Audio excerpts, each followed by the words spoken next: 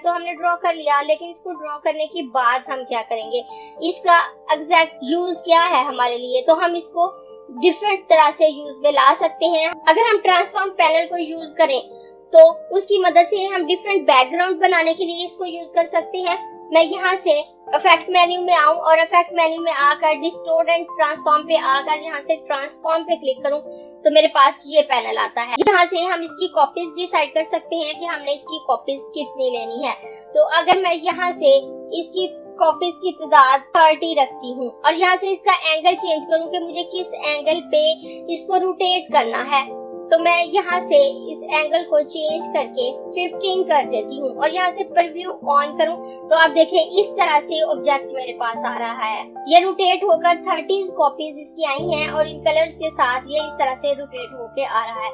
और उसके बाद यहाँ पे हॉरिजॉन्टल स्केल है। अगर मैं जस्ट हॉरिजॉन्टल स्केल को ज्यादा करती हूँ तो आप देखें इसकी रोटेशन कुछ इस तरह से आ रही है, और अगर मैं हॉरिजॉन्टल स्केल को कम करूँ तो इसकी रोटेशन कुछ इस तरह से आ जाएगी। आप देखें जैसे जैसे मैं स्केल को चेंज कर रही हूँ तो आप देखें इसमें चेंजिंग आ रही है।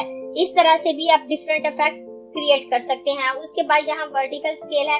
अगर मैं वर्टिकल स्केल को चेंज करूँ तो आप देखें डिफरेंट अंदाज से चेंज मेरे पास आ रहे हैं, और इस तरह से आप इसको चेंज करते हुए डिफरेंट बैकग्राउंड बना सकते हैं। और यहाँ पे मूव है, तो अगर आप हॉरिजॉन्टल मूव को ज्यादा करते हैं तो आप देखें ये इस तरह से मूव होकर हमारे पास आ रहा है, और अगर आप इसको कम करें तो ये इस तरह से हो जाएगा।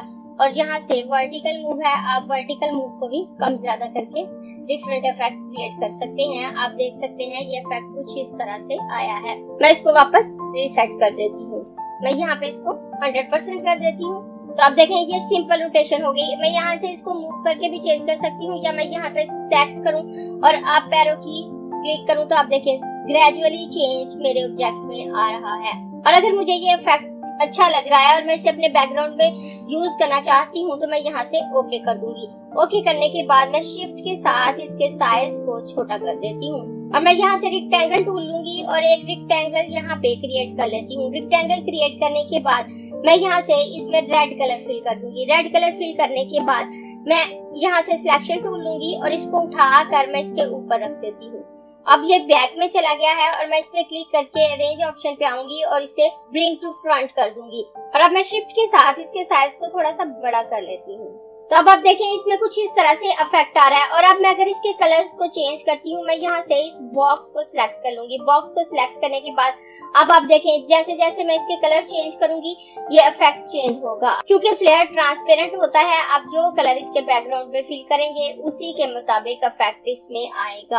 अब आप देखिए मैंने इसके बैकग्राउंड में भी ग्रेडियंट फिल किया है तो कितना खूबसूरत लग रहा है। मैं इन दोनों को सिलेक्ट करूंगी। सिलेक्ट करके राइट क्लिक करके इसको ग्रुप कर देती हूँ, और ग्रुप करने के बाद मैं इसके साइज को छोटा करूंगी और छोटा करने के बाद मैं इसको यहाँ पे रख देती हूँ। और उसके बाद दोबारा फ्लेयर टूल लेकर यहाँ पे एक फ्लेयर क्रिएट कर लेती हूँ। और फ्लेयर क्रिएट करने के बाद अगर हम इसके डिफरेंट हिस्सों को सेपरेट यूज करना चाहें तो हम इनको सेपरेट भी कर सकते हैं।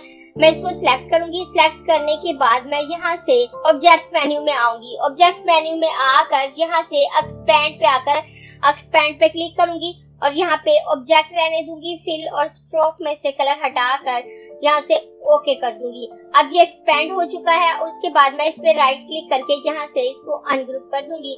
अनग्रुप करने के बाद अब मैं इसके डिफरेंट पार्ट्स को सेपरेट कर सकती हूँ, और इनमें से कोई एक शेप अगर मैं यूज करना चाहूँ तो मैं कर सकती हूँ।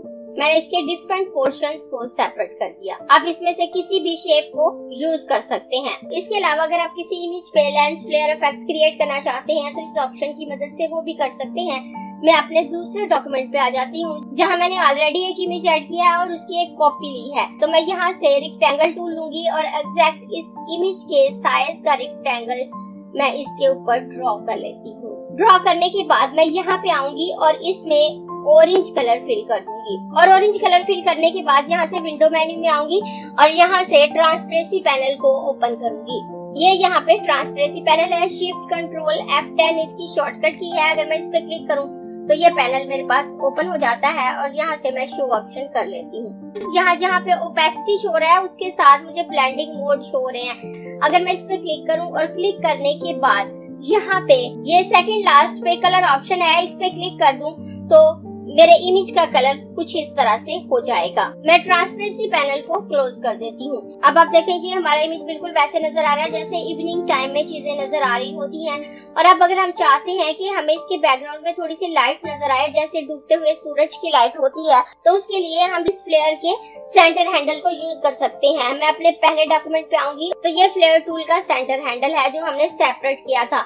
तो मैं यहाँ से इसको सिलेक्ट करूंगी। सिलेक्ट करने के बाद एडिट मेन्यू में आकर इसको कॉपी करूंगी। कॉपी करने के बाद अपने दूसरे डॉक्यूमेंट में आऊंगी और दोबारा एडिट ऑप्शन पे क्लिक करके इसको पेस्ट कर देती हूँ। पेस्ट करने के बाद अब देखें ये यहाँ पे आ गया। अगर हम चाहते हैं कि ये लाइट यहाँ पे शो हो तो हम इसे यहाँ पे रखेंगे और इसके साइज को मैं थोड़ा सा छोटा कर देती हूँ। तो अब देखें ये लाइट बिल्कुल यहाँ ट्रीज के पीछे से आती हुई नजर आ रही है। और अगर आपको इसकी ओपेसिटी ज्यादा लग रही है तो आप यहाँ से इसकी ओपेसिटी को बहुत थोड़ा सा कम कर दें ताकि ये रियल सा लगे। और अगर इस तरह से आपने कोई लाइट का इफेक्ट क्रिएट करना है तो भी आप फ्लेयर टूल से हेल्प ले सकते हैं।